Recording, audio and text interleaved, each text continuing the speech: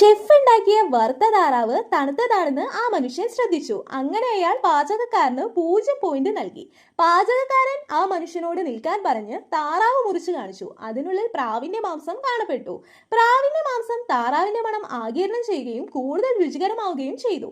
എന്നിരുന്നാലും ആ മനുഷ്യൻ 0 പോയിന്റുകൾ തന്നെ നൽകി. ഷെഫ് വളരെ വൃത്തികെട്ടതായിട്ടാണ് കാണപ്പെടുന്നതെന്ന് അദ്ദേഹം വിശദീകരിച്ചു. അതിഥികൾക്ക് അയാളെ നോക്കിയാൽ തന്നെ വിശപ്പ് നഷ്ടപ്പെടും. അതുകൊണ്ട് അയാളുടെ രൂപം കാരണം ആ ഷെഫ് മത്സരത്തിൽ നിന്ന് പുറത്താക്കപ്പെട്ടു. രണ്ടാമത്തെ ഷെഫ് ഒരു മത്സ്യം കൊണ്ടുവന്നു. മത്സ്യം സംയോജിപ്പിച്ചിട്ടാണ് ഉണ്ടാക്കിയതെന്ന് അയാൾ കണ്ടെത്തി. 6 വ്യത്യസ്ത മത്സ്യങ്ങളുടെ മികച്ച ഭാഗങ്ങളും മത്സ്യത്തിന് 2 വ്യത്യസ്ത രുചികളും നൽകിയിട്ടുണ്ട്. എന്നിരുന്നാലും ആ മനുഷ്യൻ പറഞ്ഞു, മത്സ്യം ന്യൂക്ലിയർ വികിരണം മൂലം മലിനമായതുപോലെ കാണപ്പെട്ടു. അതിഥി തീർച്ചയായും അത് കഴിക്കാൻ ധൈര്യപ്പെടുകയില്ല. അതിനാൽ അയാൾ പാചകക്കാരന് 0 പോയിന്റുകൾ തന്നെയാണ് നൽകിയത്. മൂന്നാമത്തെ പാചകക്കാരൻ പച്ചക്കറികളിൽ നിന്ന് ഒരു താമരപ്പൂവ് കൊത്തി. മൂലയിലുള്ള ബുദ്ധപ്രതിമ ടോഫുവിൽ നിന്ന് കുത്തിയെടുത്തതാണ്.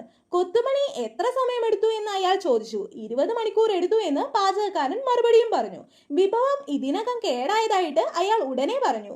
വീണ്ടും 0 പോയിന്റുകൾ തന്നെയാണ് അയാൾക്കും നൽകിയത്. അത് കണ്ട ഹോസ്റ്റും ഏത് തരത്തിലുള്ള ഭക്ഷണമാണ് യഥാർത്ഥത്തിൽ കഴിക്കാൻ കഴിയുക എന്ന് ആ മനുഷ്യനോട് ചോദിച്ചു.